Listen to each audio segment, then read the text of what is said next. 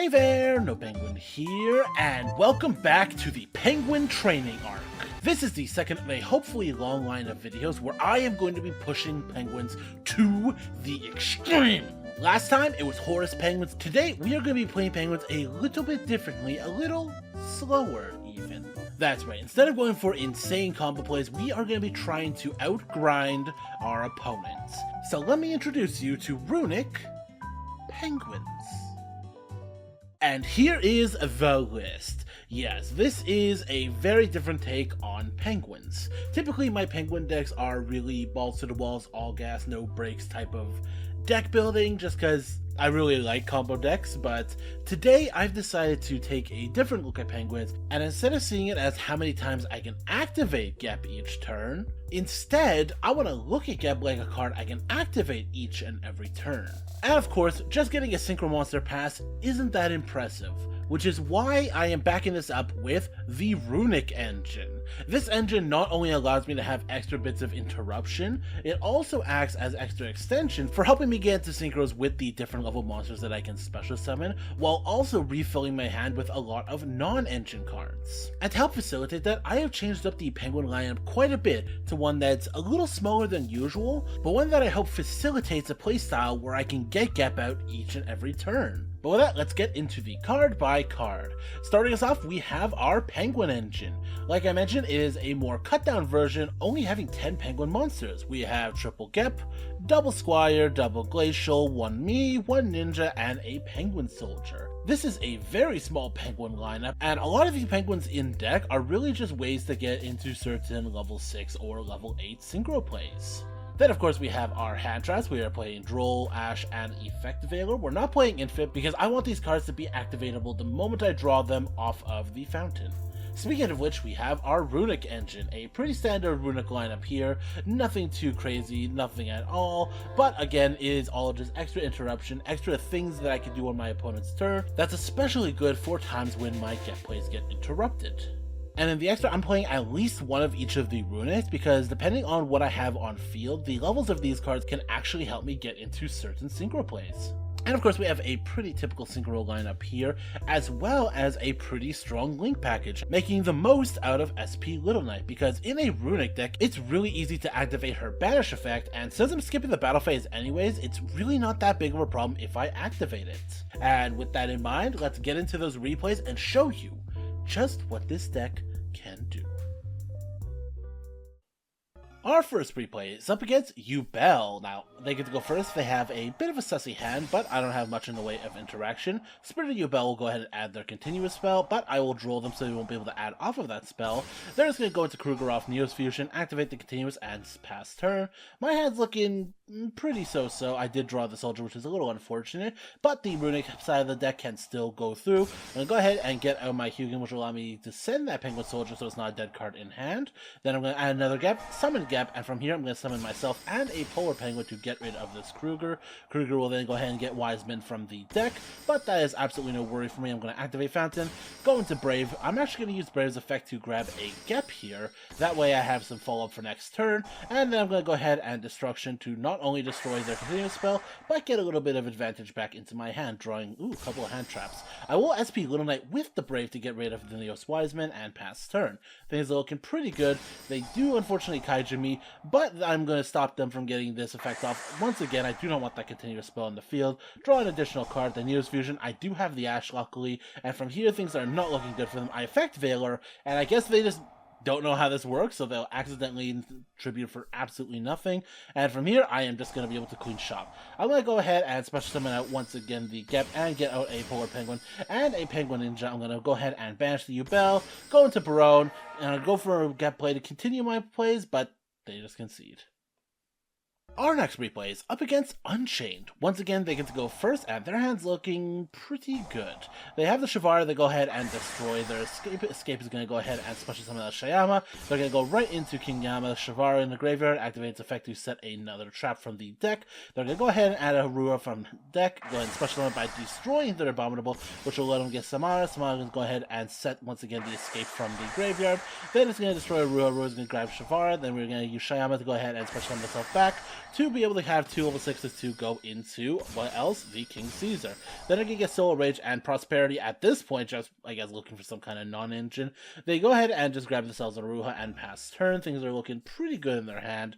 I'm going to go ahead and just try to destroy this card. I do not want to deal with it, because it can negate any of my Runick cards when I try to go for it. They have a whole big chain link. Everything's reacting to the destruction. I'm just going to take this opportunity to get out of Hugin. Hugin's going to go ahead and search me out the fountain, of course, but they have the Ash Blossom, unfortunately, so I'm going to need to just tribute it for Gep. They will use this opportunity to destroy their set card, and special summon it out an Abominable Unchained Soul. I will destroy it, so they hopefully don't get that effect, but they will escape destroying my card so that the Unchained can go through and get rid of my Gep. I just set one pass. Things are not looking good for me at all. They have the Dark Contract. Dark Contract could go ahead and get themselves their Vice Requiem, go ahead and destroy it, to special summon it out, and then go for the Deus Ex. I try to get rid of this while I can. They will destroy it in response to me trying to destroy it. That way they can activate their graveyard effects. Things are just not looking good for me here. They are absolutely popping off. They managed another 3 up for another Prosperity and find off the top another Ash Blossom, go figure. From here, they're just going to beat into me. Not enough for a game, but I am in absolutely no position to win this,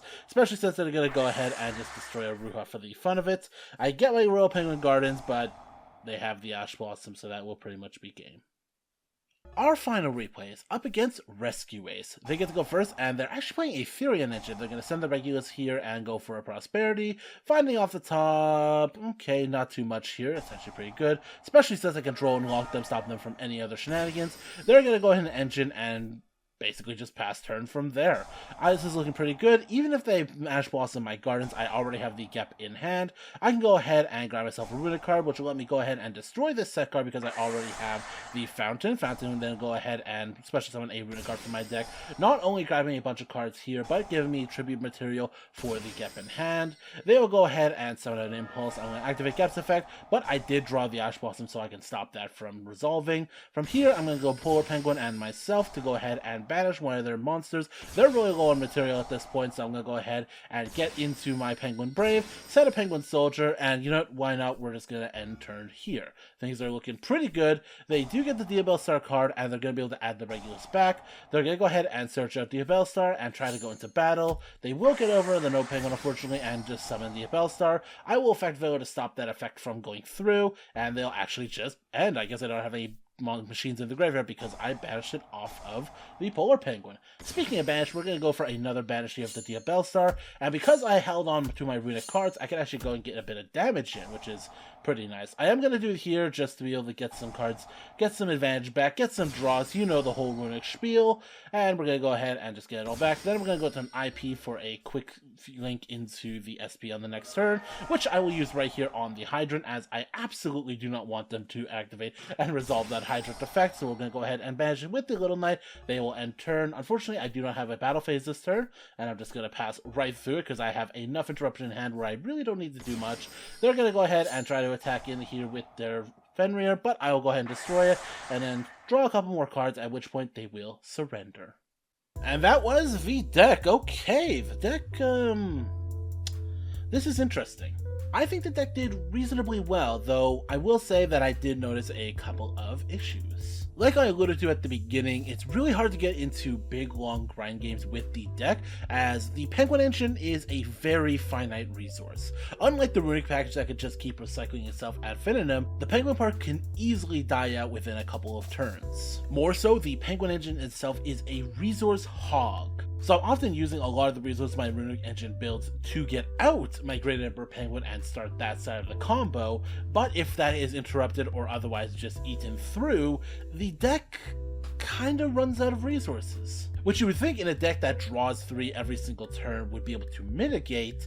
It doesn't always work out that way. Of course, the replays I showed today were ones where I ended up having to go second playing into established boards. Though even when going first, I still have the trouble that because of how much the Runick engine draws from my deck, it's really inevitable that I'm going to be drawing these very limited Penguin package. And if possible, I really want to keep all of these in deck. So often, instead of drawing a Ash Blossom or an Effect Veiler that I really could use to stop a play, I'm drawing Penguin Ninja.